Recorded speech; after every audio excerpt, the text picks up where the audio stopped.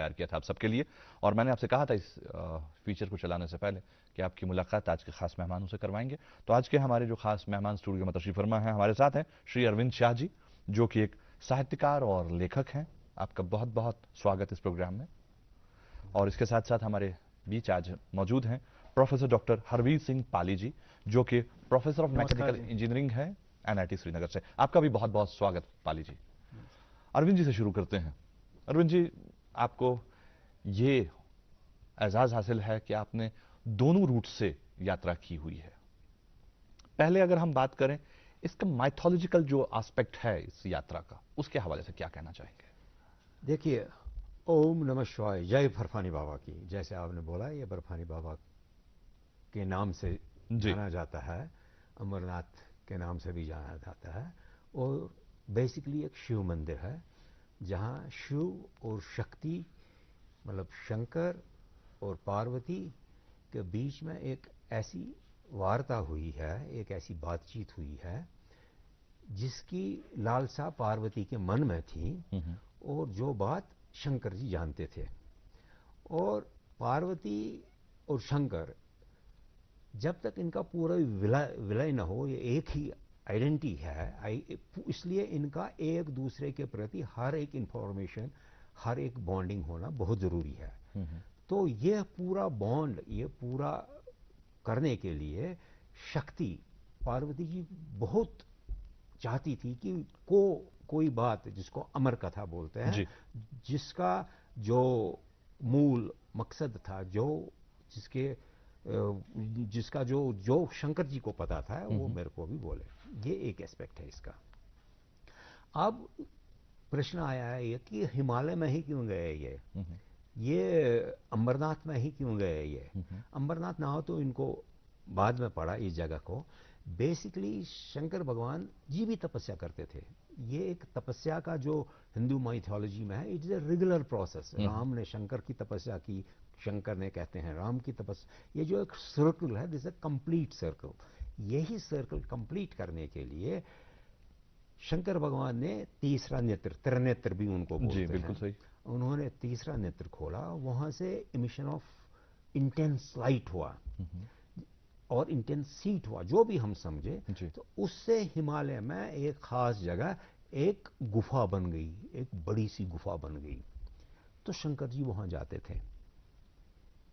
वो विश्व के सारे ब्रह्मांड के रचयिता थे, वो भी तपस्या करते थे, वो भी जानते थे, एक्सपेरिमेंट्स करते थे कि इस ब्रह्मांड का कैसे, इसकी रचना, निर्माण कैसे हुआ, संरचना कैसे करनी है इसको। वो सिर्फ संरचना ही नहीं, इसको कैसे आगे चलाना भी है, वो इसको कैसे ब्रह्मांड को आगे, क्योंकि एक बार संरचना करने के बाद अगर हम इसको छोड़ देंगे वो भी तो ठीक नहीं, इसको तो चलाना है, इसको, इस संरचना को तो चलना चाहिए, कभी ऊपर कभी नीचे, जैसे अर्थ घूमता है। इस संरचना को कैसे करें।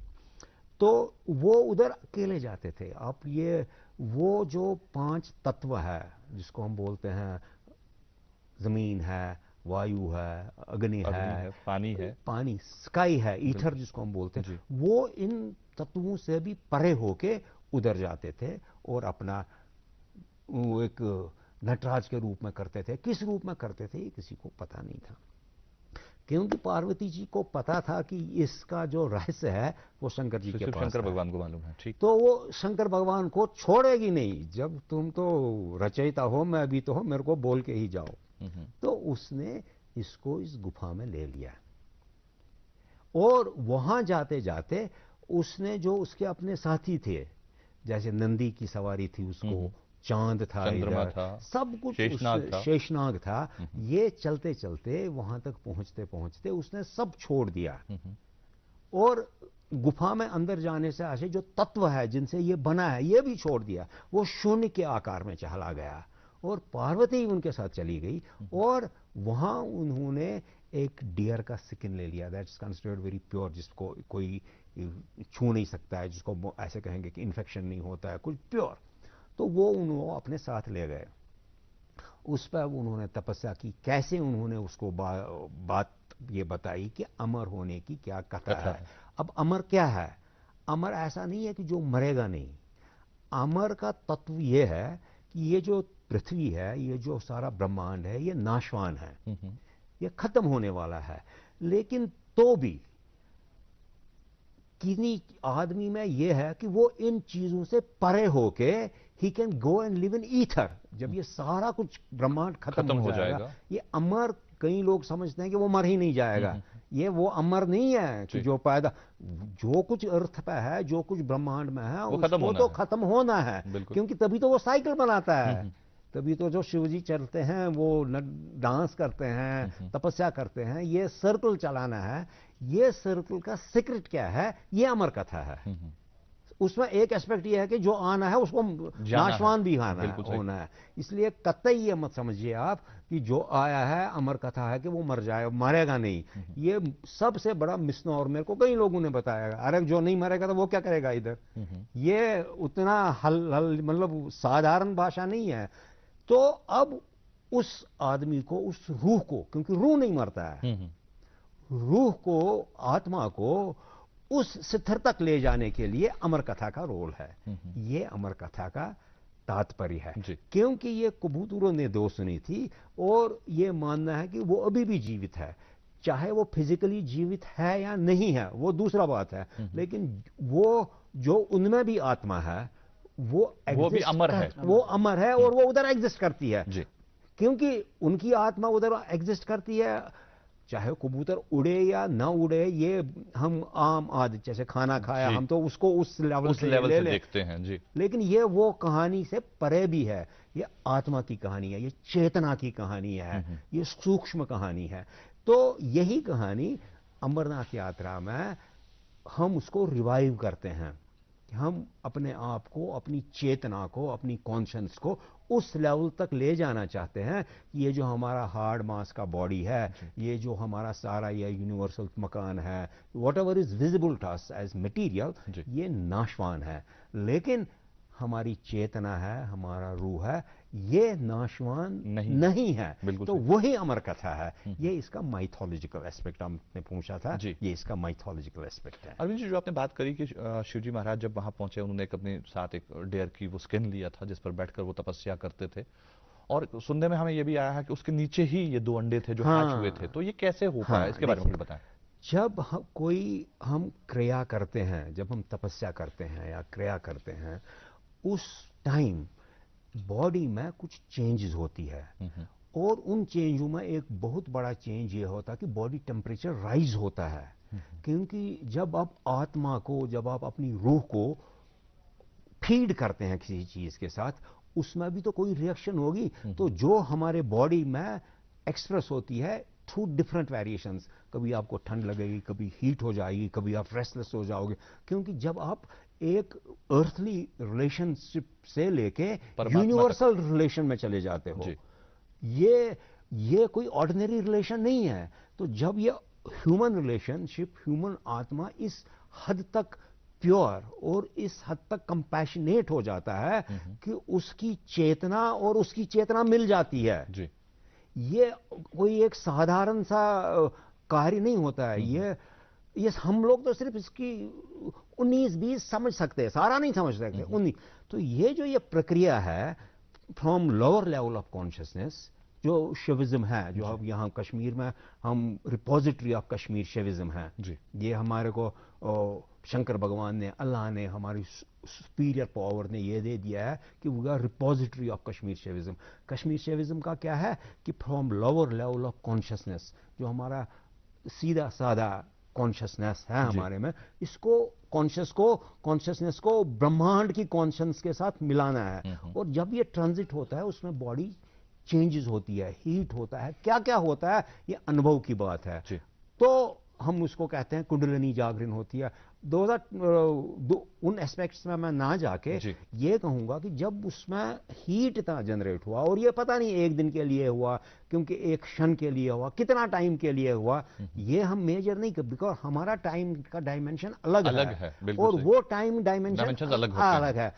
अगर हम उस टाइम डायमेंशन को अपनी घड़ी से मुकाबला करें, वो गलत है, because they are two entirely different universes. This is entirely different relationship. This is entirely different time. And हर एक चीज 5 के 5 के तत्व जो मैंने बोले वो अलग है।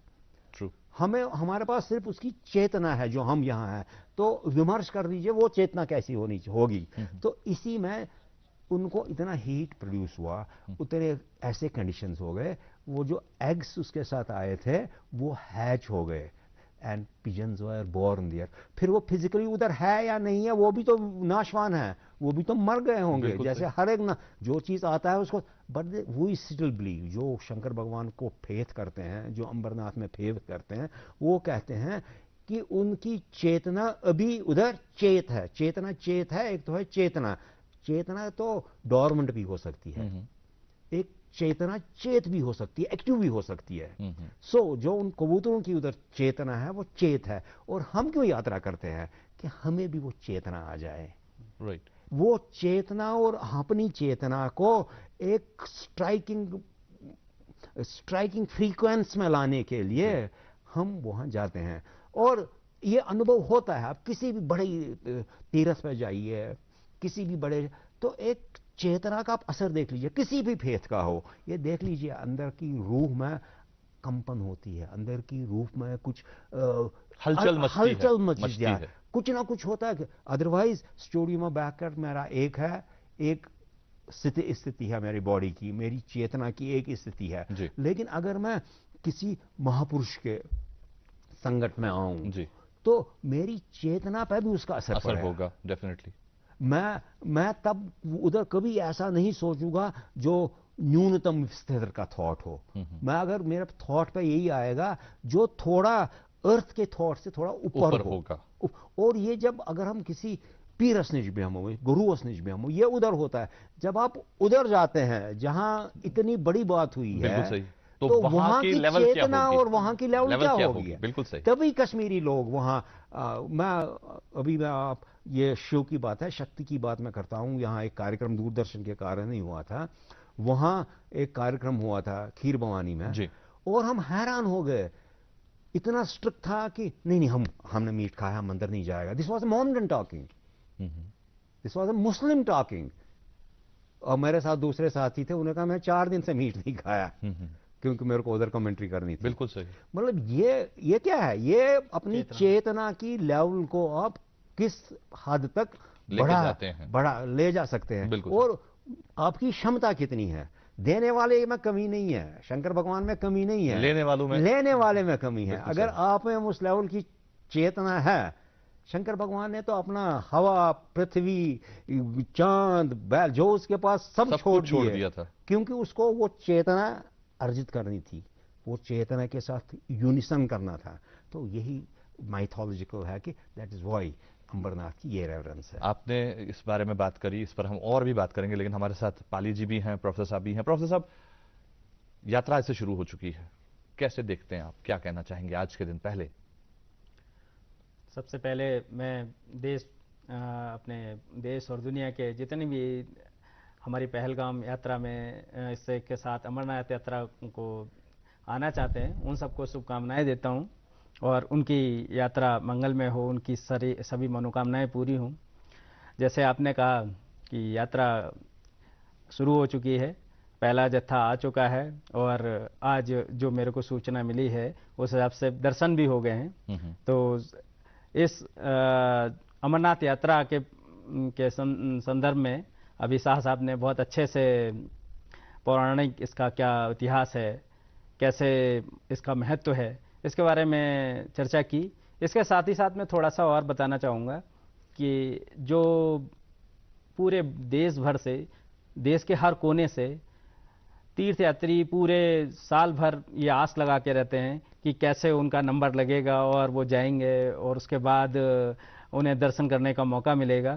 तो और ये इतना पवित्र है अमरनाथ, अमर का मतलब है इमोर्टल, जो कभी भी नष्ट नहीं होगा। उस अमरनाथ गुफा का दर्शन करने के बाद उनमें वो एनर्जी लेवल आ जाता है, या वो इस तरह से अपने आप को धन्य समझते हैं कि जब वहाँ पे दर्शन कर लिया तो उनको जो घर में जितनी पूजा कर रहे हैं, अपने जो आसपास में जो उनकी तीर्थ यात्राएं हैं, उनके तुलना में बहुत ज़्यादा प्रभाव है उसका। और पूरे देश से यात्री यहाँ पे आने की कोशिश करते हैं।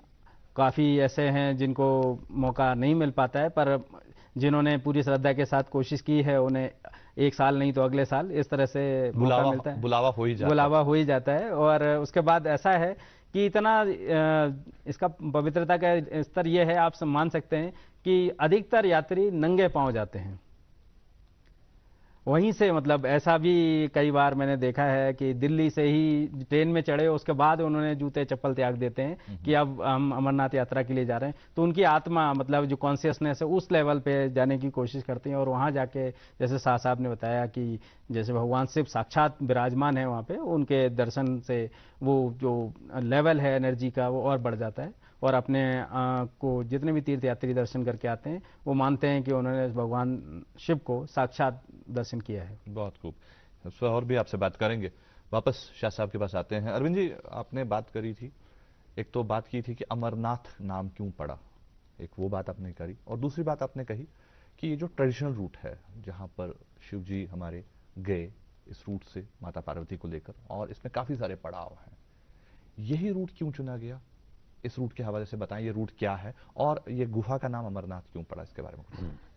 दो प्रश्न आपने पूछे, इसी रूट से क्यों जाते हैं जी। कश्मीर एक ऐसी धरती है जहां शिव ने भी अपनी जगह ढूंढ ली है। शिव ने हिमालय में अपनी जगह ढूंढी है, जिसको हमने अमरनाथ के बारे में मैं आपको, आप शायद ये जानते हैं कि माता पार्वती भी का रूप जो था राग्ना भगवती, उसने भी हिमालय ही चुना। जब राग्ना माता यहां आई, उसका खीर भवानी में तीर्थ है जिसको खीर भवानी बोलते हैं, वो श्रीलंका से आई है। वो रावण के पास वो पूजा के लिए रावण ने रखी थी उधर। अब मैं नहीं जाऊंगा मैं कि उसका कारण क्या है, तो वो उस लास्ट टाइम जब हमने खीर भवानी से एक कार्यक्रम किया तो उसमें मैंने वो जिक्र किया था, उसका जिक्र किया था, डिटेल तौर पर किया था। और उसने भी जब वो यहाँ आई हिमालय देश ही चुना था, और हिमालय देश में उसने पानी की जगह ढूंढी थी, क्योंकि वो वहां से पानी के रूप में यहाँ आई थी। वहां मैंने ये भी बताया कि कई लोग ये समझे कि वो राग्ना माता पानी के रूप में क्यों आई, और ये मैं इधर रिपीट इसलिए करूंगा कि कश्मीरी लोग समझेंगे कि एक पानी के रूप में कैसे आ सकता है। क्योंकि हमारा एक ललवाक है, एक इवेंट इंसिडेंट है कि वो पानी का मटका लेके जा रही थी, उसको कंकर मारा किसी ने, आपको तो ये पता होगा। वो मटके का वो सारा गिर गया, लेकिन पानी उसके कंधे पर रह गया जब तक वो अपने। यही पानी के रूप में जब माता उधर आई तो उधर उसका स्थापना हो गई। Now I leave it there, मैं ये कहानी आगे नहीं बताऊंगा। तो मैंने ये दो इंस्टेंसेस इसलिए बताई कि जो कश्मीर है ये यहाँ ऋषिवर है। कश्यप ऋषि के जमाने से कितने हजारों लाखों करोड़ों, मैं कुछ नहीं बता सकता, कितने ऋषियों किस किस रूप में, किस किस धारणा में, किस किस विचारधारा में ये ऋषि का वास है। मेरे को लगता है यही कारण है कि शंकर भगवान ने भी हिमालय चूज के, हिमालय को सिलेक्ट करके, उन्होंने इसका निर्णय करके हिमालय में ही यहां उन्होंने अपना ये तपस्या बोले इसके या ये केव बोले, क्यों किया? वो अपने प्लेजर के लिए किया, अपना यूनिवर्सल, जैसे एक लेबोरेटरी हम कैसे यूनिवर्स को फॉर्मुलेट करो, इसको कैसे चलाए, हिमालय को चूज किया। और हिमालय श्रीनगर से जो हिमालय के रूट्स है वो वहां से चले गए हैं। जैसे यहाँ से ये यात्रा जाती है पामपोर तक, पामपोर से अवंतीपोर, अवंतीपोर से अनंतनाग, अनंतनाग से फिर मार्टंड, वहां भी एक मार्टंड से फिर इसी रूट से पहलगाम, फिर ऐसे ही आगे चंदनवाड़ी, पूरा इसका रूट चलता है पंचतीर्थी, पंचतीर्थी से फिर लास्ट ये। मेरा ये मानना है, और भी बहुत इंटरप्रिटेशन हो सकती है, कोई फाइनल आदमी कोई फाइनल नहीं है कि फाइनल अथॉरिटी नहीं है, ये कॉन्सेप्चुअल है। मेरा कॉन्सेप्ट ये हो सकता है, बाली साहब कोई और हो सकता है, ना मैं ठीक हूं ना गलत हूं, ना ये ठीक है, ये अपनी मानने वाली बात है। और अपने मन में मेरे को क्या, मेरा फोकल पॉइंट मेरी आत्मा पर कैसे फिक्स हो जाता है, मैं उस बात को मानूंगा कि क्योंकि मेरी आत्मा को मुझे ही अपलिफ्ट करना है, मेरी आत्मा को कोई और अपलिफ्ट करने वाला कोई नहीं आएगा। चाहे मैं कुछ भी कर लूं, वो किताब पढूं, ये किताब पढूं, ये अमल करूं, वो अमल करूं, मेरे को ये लेवल अपनी ही उठानी है। इसलिए जो मैं कहूंगा वो मेरे लिए सत्य है। हो सकता है आपके लिए और सत्य है, वो भी सत्य है। मैं न मुझ में ये कोई अथॉरिटी है कि मैं ये बोलूं नहीं आपका सत्य वो नहीं है, मेरा ही सत्य है। तो वो तो फिर यूनिवर्सल का चक्कर ही टूट जाएगा। अगर अपने सत्य के लिए हर कोई क्या कहते हैं जुस्तजू करने लगा, तो ये तो शंकर भगवान और मेरे बीच का रिश्ता है। बिल्कुल, जब तक अपना बिलीफ है, जब तक अब मेरा बिलीफ है, और अगर मेरे को उससे एलिवेशन मिलता है, अगर मेरे को उससे अपनी कॉन्शियस लेवल स्ट्राइक हो जाती है, तो ये तो आपस में हमारा संबंध है।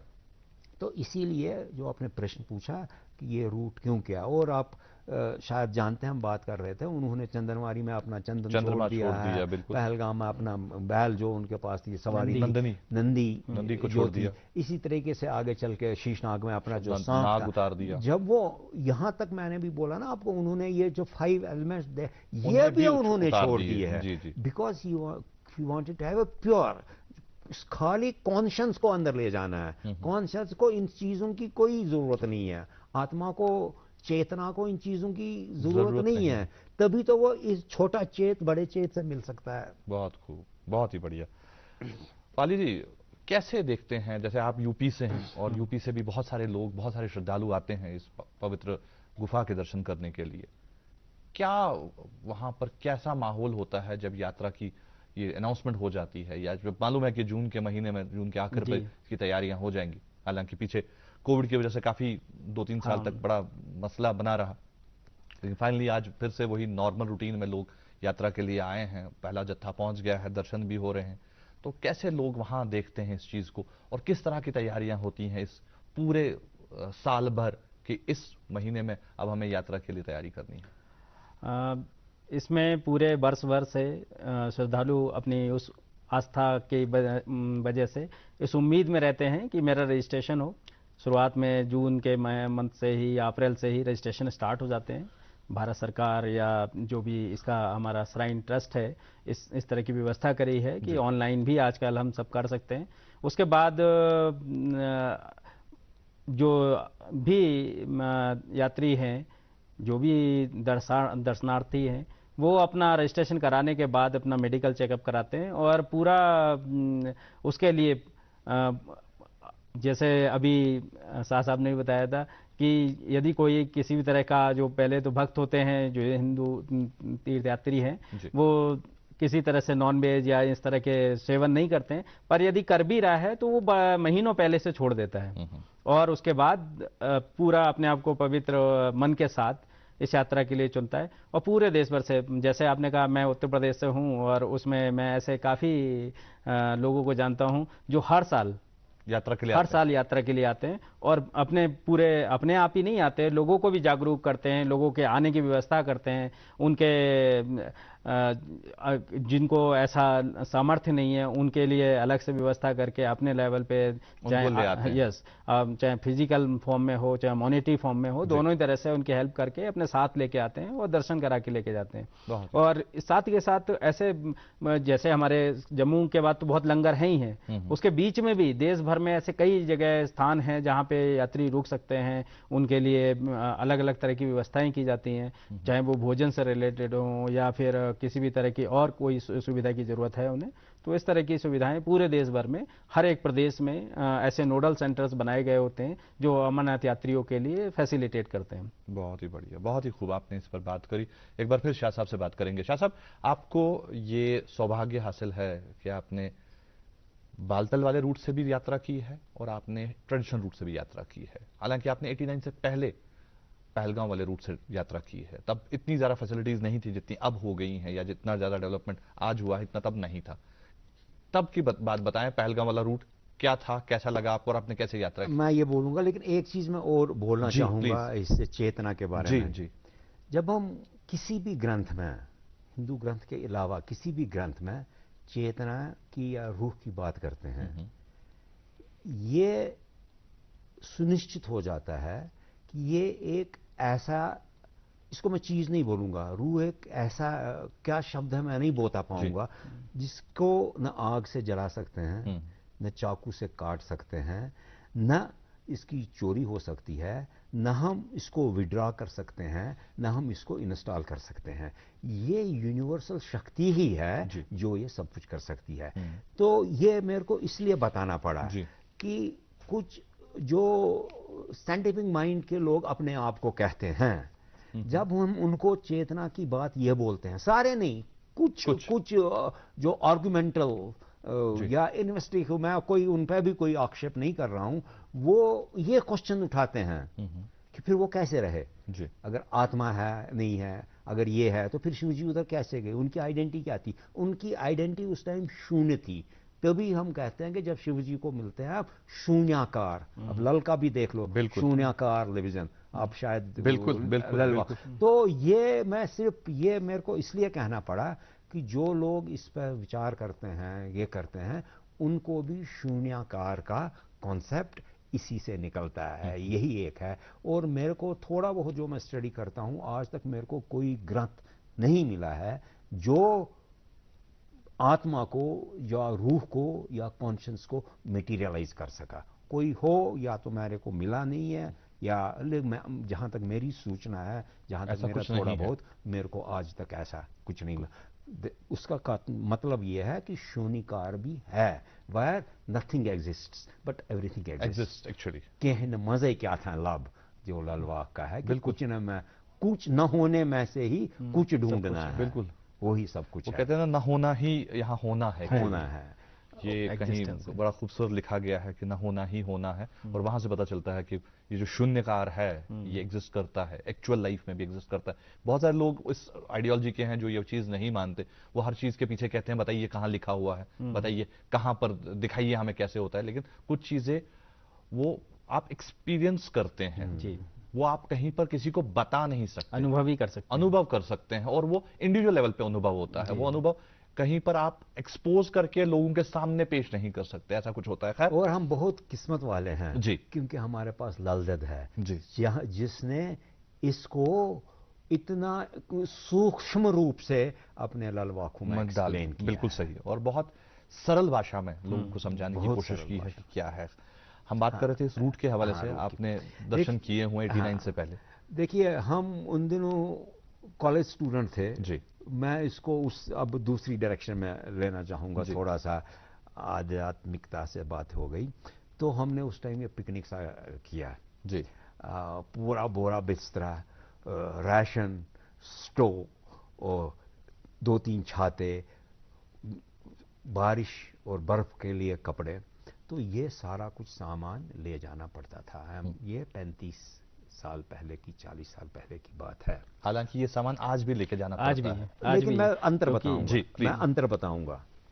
जब हम ये सारा कुछ लेके जाते थे, और फिर मैं आपको, जब हम पहलगाम पहुंचे जी, आपने मेरा पर्सनल अनुभव पूछा तो पर्सनल तो पहलगाम में कहीं हमें जगह नहीं मिली रहने के लिए। फिर हमें घास पे गए थे, तो वहां क्या था, वो घास इतना गीला था, तो हमने ये निर्णय किया कि हम सड़क पर बैठेंगे। सड़क पर बैठा, चावल बनाया, खाना बनाया, ये बनाया, एक एक के पास कम से कम 15-15, 20-20 किलो का वेट था पीछे से, और उसी को आगे चलते गए। तो हर एक एक कदम पे, 2-2 कदम पे हर हर बोले बाबा। जो बाहर के लोग आते थे वो बर्फ अक्सर बोलते थे बर्फानी बाबा की जय। हम कश्मीरी लोग थे, हम ओम नमः शिवाय करते थे और बोले बाबा की जय। इसी से हम चंदनवाड़ी तक एनर्जी लेवल मिलता जाता है। बिल्कुल सही, एक तो एनर्जी लेवल मिलता रहता था। और चंदनवाड़ी तक भी उन दिनों उतना अच्छा रूट नहीं था। जब चंदनवाड़ी तक तब गाड़ियां नहीं जाती थी, नहीं गाड़ियां भी और रूट भी बड़ा छोटा था, तंग रूट था, तंग रूट था। और हम चंदनवाड़ी पे फिर पहला लगता था ये ठिकाना। तो यूजुअली हम लोगों ने और क्या करते हैं, हम एक पूरा भरपेट खाना खाते थे, शायद आधा किलो 3 पाव चावल का खाना खाते थे और 1 मील अ डे लेते थे, क्योंकि उसी में कोई और साधन नहीं होता था जो आपके साथ थोड़ा बहुत होता था। तो ये निर्णय होता था, अक्सर लोग यही करते थे, 1 मील अ डे, जितना आप खा सकते थे उतना खाओ, और चल पड़ो। और चल पड़ो, कोई बच गया तो उसको फेंक दो, उसको भी मत ले जाओ, क्योंकि वेट कम करना होता था। तो ये फिर चंदनवाड़ी में वैसा रुकता। मैं एक अनुभव आपका बताता हूँ। मेरे साथ मेरा छोटा भाई था, सुदेश, वो आजकल बेंगलोर में है। तो वो बाहर से आया था, उसको बुखार था। तो चंदनवाड़ी में मेडिकल फैसिलिटी रहती थी। हम पहुंचे तो उसको बुखार चढ़ा, वहाँ लॉग्स ऑफ फूड हमने लाया जाए, तो उसका सवेरे उसका बुखार ठीक हो गया। तो फिर हम गए दूसरे, वो पिशू टॉप उसका रहा था, तो वो बड़ी स्टीप चढ़ाई थी। तो ऐसा ही उसका बुखार आता रहा, फिर चलता गया। तो जब हम पहुंचे शीशनाग, तो वहाँ बारिश हो गई, बड़ा ज़बरदस्त बारिश, कोई साधन नहीं था, कहाँ सिर छुपाए। एक अपना और अनुभव बताऊं, वहाँ पुलिस का एक क्वार्टर आता है, वो बिल्डिंग रहती है थी उसमें, तो हम उसमें चले गए, तो हमको पुलिस वालों ने पकड़ा कि आप यहाँ अम्यूनिशन है, आप बिना इजाज़त का आ गए। तो लेकिन हम तीनों आदमियों को फिर वो अरेस्ट करके ले गए। तो वहाँ एक एसपी साहब थे, वो ऑन ड्यूटी थे, उसने हमको डांटा, बोला बैठो इधर। तो उतनी देर तक बारिश वारिश हट गया, बोला यहाँ हंगामा मत करो, चलो बारिश रुक गई, अब तो निकलो। मैंने तुमको इधर बारिश में इधर रखा था।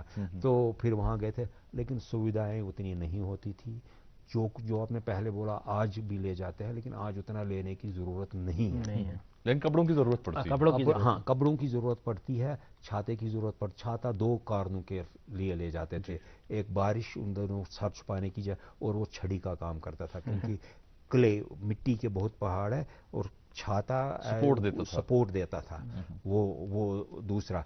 और तीसरा, फिर जब हम शेषनाग पे जाते थे, वहाँ नाग पता नहीं आप गए हैं उधर से, वो बहुत नीचे है। कई लोग तो उधर जाते थे, स्पेशली जो साधु वाधु थे, तो वो नीचे जाते थे, वहाँ नहाते थे। वहाँ अगर आपने मार्क किया होगा, वहाँ जो पहाड़ी है शेषनाग पे, उसके जैसे सांप के साथ शेषनाग हम जो फिगर बनाते हैं, 7 उसके ये होते हैं फन, तो वो पहाड़ियाँ 7 उसके ऐसे ही ये सिलसिले हैं, वो शेषनाग का कहते हैं उधर आकार है।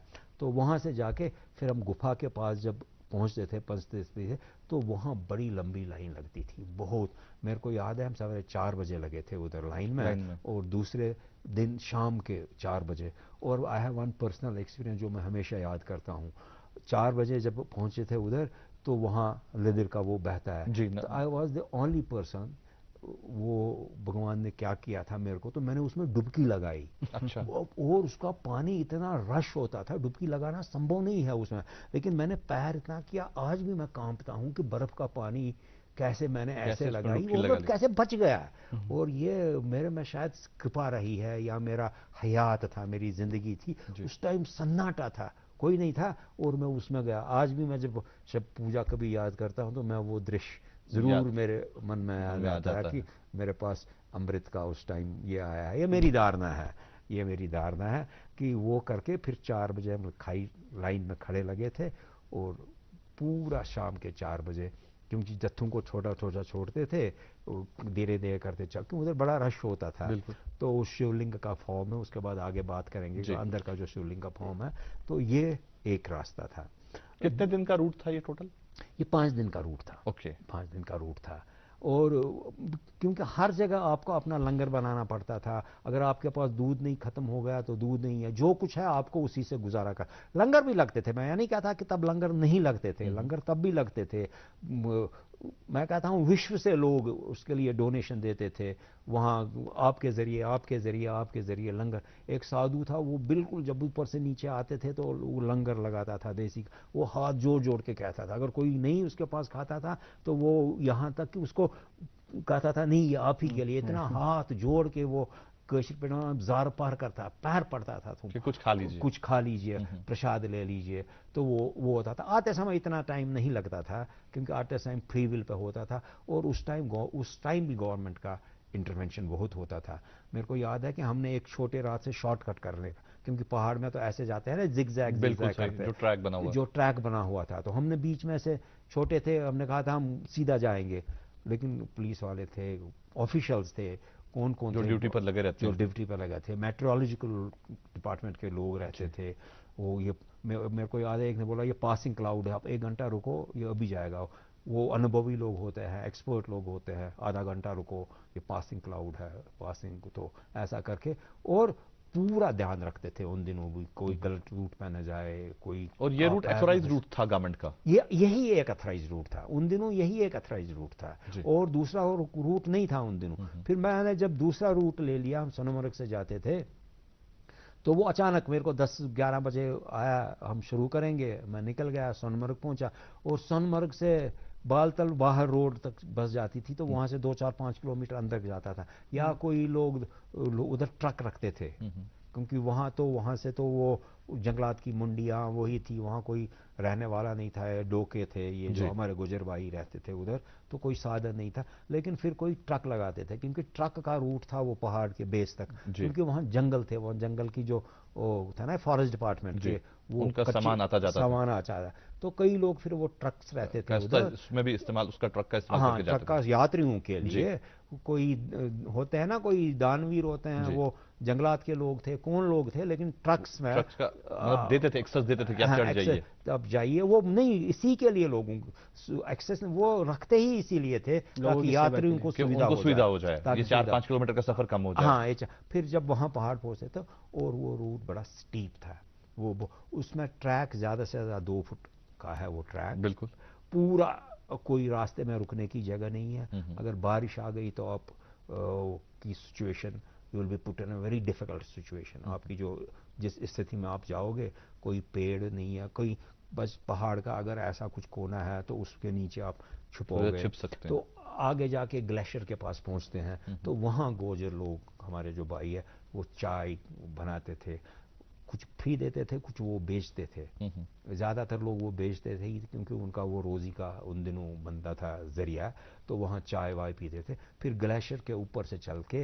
हम पहुंचते थे, जो यहाँ की यात्रा आते थे पहलगाम से, तो वहाँ आते थे, और शाम को अक्सर लोग उसी रूट से वापस आते थे, क्योंकि रहने का कोई साधन नहीं था। कि शाम को मेरे को याद है जब हम वापस आए तो बारिश बड़ी जबरदस्त आ गई, तो अंधेरा हो गया था आते आते समय, तो उस टाइम बड़ा लाइफ चैलेंजिंग बन जाता है, लाइफ थ्रेटनिंग बन जाता है। और नीचे फिर आर्मी के कुछ कैंप्स रहते हैं, हर कोई गोजर लोगों ने अपने टेंट लगाए थे, तो वहाँ हम चले गए, लेकिन बारिश इतनी तेज होती है कि वो टेंट के बीच में से भी पानी आ जाता है, और नीचे आए तो वो बड़ा चैलेंजिंग रूट उन दिनों था, बहुत चैलेंजिंग रूट उन दिनों था। वो कोई खाने का सौदा नहीं, जैसे हम यहाँ से जाते थे पिकनिक करके, स्टोव ले जाते थे, खाना बनाते थे, इस जो सोनमर्ग का रूट था, बालरट का रूट था, वहाँ उतनी जगह ही नहीं, वहाँ एक सिर्फ वो ग्लेशियर जो खुला था, जहाँ वो गुजर लोग वो सुविधाएं प्रोवाइड करते थे, उधर बैठ भी नहीं सकता था कोई, बिल्कुल, क्यों जगह होती नहीं है। मैंने भी 2020 में देखा है कि वही 2 फुट का ट्रैक है।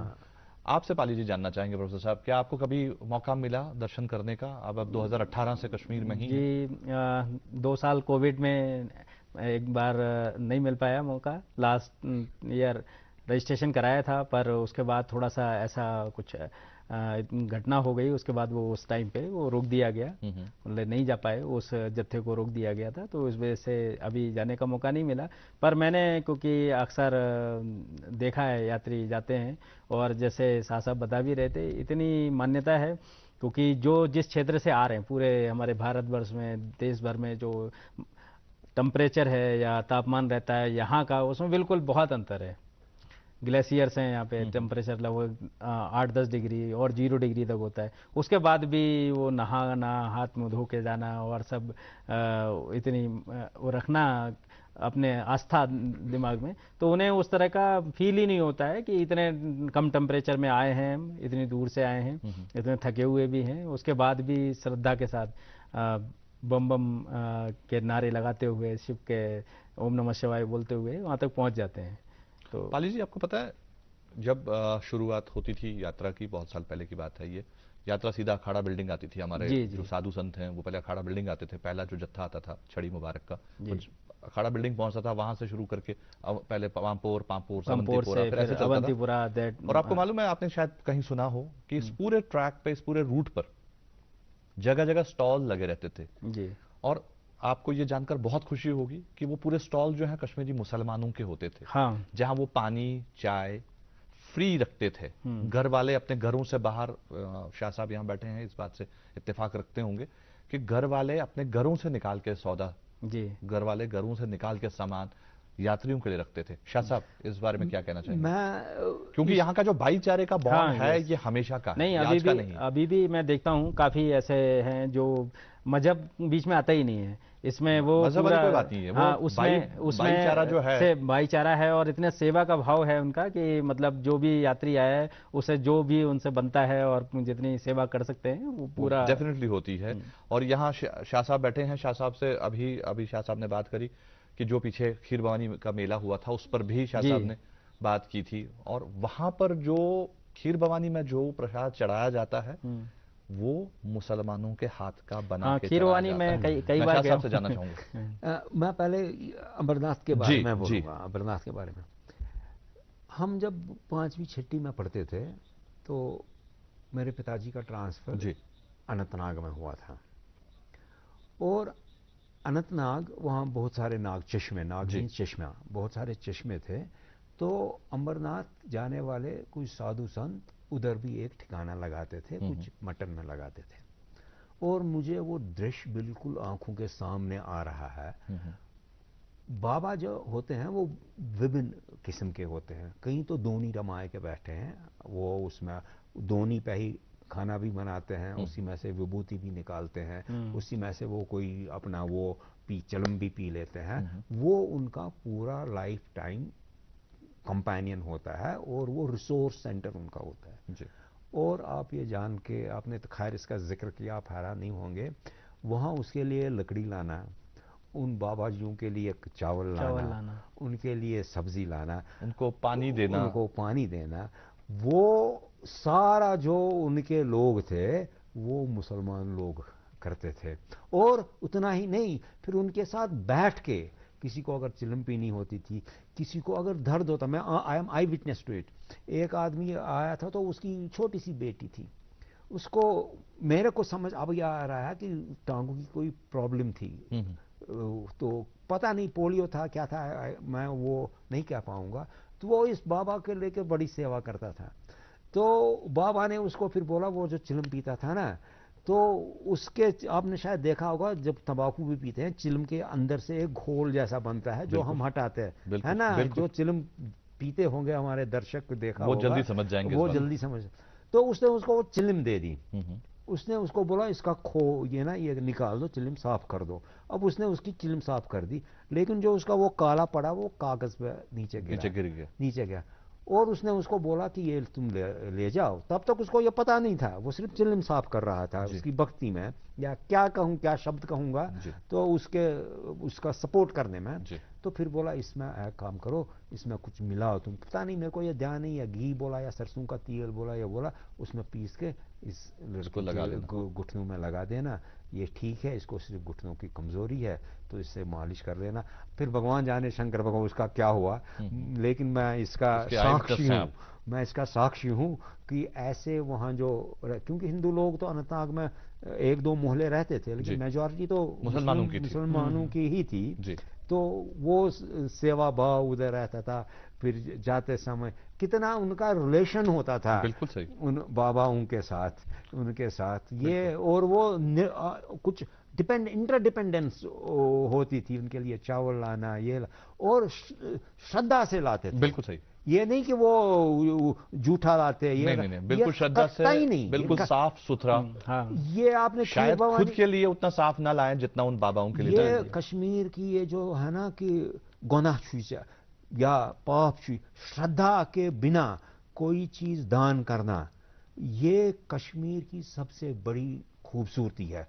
कि अगर आप किसी को, help word is a wrong word, help शब्द में यूज नहीं करूंगा, लेकिन अगर आप किसी तक पहुंच पाओगे और अगर श्रद्धा के बिना पहुंच पाओगे तो कोई मतलब वो नहीं। मिट्टी है। बिल्कुल सही। अच्छा, आप दोनों से जानना चाहेंगे आजकल का दौर, आज हम 2023 में हैं, 89 की आपने बात की, 89 से पहले की आपने बात की कि फैसिलिटीज इतनी नहीं थी। अब की बार आपको क्या लगता है, इतने सालों में आपने देखा होगा, अब फैसिलिटीज कैसी हैं, कितना हम लोग इस चीज को अपग्रेड कर पाए हैं कि जो हमारे श्रद्धालु आते हैं उन्हें दिक्कत ना हो, उन्हें परेशानी ना हो, उसको कितना हम लोग बेटर कर पाए? मैं इस प्रश्न का उत्तर दो एस्पेक्ट्स में दे दूंगा। जी प्लीज। एक एस्पेक्ट ये है जो गवर्नमेंट करती है जी, और मेरा ये मानना है, क्योंकि गवर्नमेंट कश्मीरी लोगों की है जी। या अगर बाहर के कुछ भी लोग अफसर हैं हैं। तो सब श्रद्धावान हैं। जी। जो श्रद्धा के बिना होगा उससे काम न होगा और न वो करेगा। अगर वो काम करेगा भी तो उसका कोई रिजल्ट नहीं आएगा। लेकिन कश्मीर की विरासत, कश्मीर के दिल में जो कंपैशन और जो कमिटमेंट है जी। और आह करने के बगैर, बैंड बजाने के बगैर दूसरे तक पहुंचना है। मैं इस ऑर्गेनाइजेशन में कुछ काम किया है, पेट पाला है मैंने चाइल्ड केयर ऑर्गेनाइजेशन में, तो कह के किसी को कुछ करना वो न करने से ज्यादा खतरनाक है। इसलिए ये कश्मीर के खून में है कि वो गवर्नमेंट के लिहाज पे भी होता था। ये मैंने गवर्नमेंट की बात करी, तो उसमें उनके रूल्स रेगुलेशंस वो है, वो अपनी जगह है, लेकिन दिल से शिद्दत से करते हैं। मैं आपको एक बात बताऊं, मैं एक बार और भी गया था, तो वहाँ शिवलिंग ऐसा होता है, वहाँ कोई मजहब मिल्लत का नहीं होता है, वहाँ शिवलिंग के द्वार पे पुलिस वाले मुसलमान भी होते हैं। पता आपको ये जानता है, कोई वहाँ रेस्ट्रिक्शन नहीं है, ये जाएगा। तो वहाँ ये बुलावे पर है एक्चुअली, किसके लिए बुलावा वहां से होगा वही वहां पर जाकर ड्यूटी करता है एक्चुअली। तो पुलिस वाला जो उधर खड़ा था, बड़ा रेश दराज आदमी था, वो था, तो हम गए पेट, तो उस दिन तक ये शिवलिंग का आकार, उस पर हम बात करेंगे, वो पूछ लीजिएगा आप। तो वो शिवलिंग मतलब पिघल गया था, वो कम हो गया था। 2 आदमी थे, एक पढ़ा लिखा साइंटिफिक आदमी था, उसने बोला यहाँ इतने लोग आए, हीट जनरेट हो गई तो आइस मेल्ट हो गया। उधर एक कश्मीरी मुसलमान था, दुमनस ना, ये रीजन नहीं है, इधर कोई झूठा बंदा आ गया, पता नहीं कौन आदमी क्या गुनाह करके आ गया। ये एक मान्यता, I am getting emotional for this, ये श्रद्धा एक्चुअली, कि उस मुसलमान ने उसको टोका, दुमनस वहीं यहाँ कोई आदमी गलत गुनाह करके आ गया है, जिसकी वजह से शिवलिंग, जिसके कारण शिवलिंग नाराज हो गया। वंडरफुल। इसमें मैं एक चीज और जोड़ना चाहूंगा। क्या कहना चाहिए? एक जो एस्पेक्ट बताया कि गवर्नमेंट या हमारा एडमिनिस्ट्रेशन, ये यदि तो इस तरह के गवर्नमेंट के तो बहुत ऐसे प्रकल्प रहते हैं, चलाते भी हैं, उनकी वजह से संभव होता है कुछ हद तक फैसिलिटेट करने में, क्योंकि यात्रियों को सुविधा रहे, उनकी ट्रैकिंग रहे, ये सारी चीज़ें हैं। बट यदि सफलता की बात करें तो सफलता कश्मीरियों की वजह से है, जो यहाँ पे रह रहे हैं, जो चाहे उनका सहयोग है, इस वजह से ही जितनी यात्राएं सफल हो रही हैं या रिकॉर्ड बन पाते हैं। तो वो लोकल जितना हमारा यहाँ का एडमिनिस्ट्रेशन है, यहाँ के रहने वाले हैं जो, उनकी वजह से है, तो उनका बड़ा सहयोग है, उनकी वजह से ही यात्रा सफल होती है। आप दोनों का बहुत बहुत धन्यवाद। हालांकि और भी बात करने का मन हो रहा है, क्योंकि अभी शाह साहब ने इमोशनल कर दिया है, इस पर और भी बात करने का मन हो रहा था, लेकिन स्टूडियो की घड़ी का इशारा है कि अभी प्रोग्राम को आज यहाँ क्लोज करना पड़ेगा। लेकिन आने वाले दिनों में और भी मौके मिलेंगे, क्योंकि ये 62 दिन की अब की बार यात्रा है, तो हमें और भी मौके मिलेंगे जिस पर हम बात भी करेंगे, आप लोगों को फिर से दावत देंगे। आज आप दोनों स्टूडियो में आए, आप दोनों का बहुत बहुत धन्यवाद। बहुत नमस्कार। ये शिवलिंग के बारे में एक बात में जरूरी बात नहीं, अभी नहीं, नेक्स्ट टाइम कर लेंगे। बहुत बहुत शुक्रिया, नेक्स्ट टाइम हम उस पर बात करेंगे। तो दर्शकों, आज के इस खास प्रोग्राम में बस इतना ही। हम पूरी उम्मीद करते हैं कि ये खास प्रोग्राम आपने पसंद किया होगा। शिव जी के दर्शन के लिए, क्योंकि लोग मानते हैं अमरनाथ गुफा में सिर्फ शिवलिंग के दर्शन नहीं होते, साक्षात भगवान शंकर के दर्शन हो जाते हैं, जो मानने वाले लोग हैं। तो हम यही उम्मीद करते हैं कि ये जो पूरी यात्रा है, 62 दिन की यात्रा जो है, ये बिल्कुल आराम से, बिना किसी परेशानी के मुकम्मल हो जाए। जितने भी श्रद्धालु आते हैं वो अच्छे से आए, एंजॉय करें, दर्शन करें, और दर्शन करके अपने घरों को बिल्कुल सेहतो सलामत लौट जाए। तो आज के इस प्रोग्राम में बस इतना ही। इसी प्रोग्राम के इंशाल्लाह आने वाले दिनों में अगली कड़ी लेकर आपकी खिदमत में हाजिर होंगे। तब तक के लिए आप सबका और हमारा ऊपर वाला करम करे, ऊपर वाला निगरानी करे, ऊपर वाला हम पर कृपा बनाए रखे। नमस्कार।